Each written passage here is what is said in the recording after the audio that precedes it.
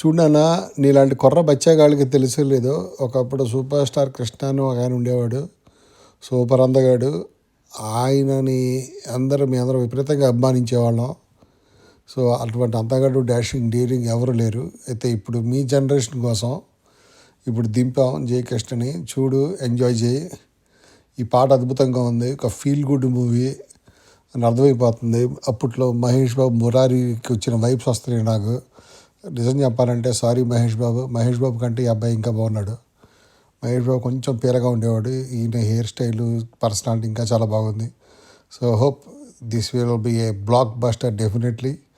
అయితే డైరెక్టర్ చాలా తిరుగుతేటలుగా అనిపిస్తున్నాడు నాకు. ఇంతకుముందు రాగా ఉండే సినిమాలు తీశాడు, కానీ ఇప్పుడు మటుకు ఈ సినిమాలో చాలా చాలా డీప్గా ట్రెడిషన్కి, ఫీల్ గుడ్కి, తర్వాత లవ్ స్టోరీకి బాగా కనెక్ట్ అవుతున్నాడు.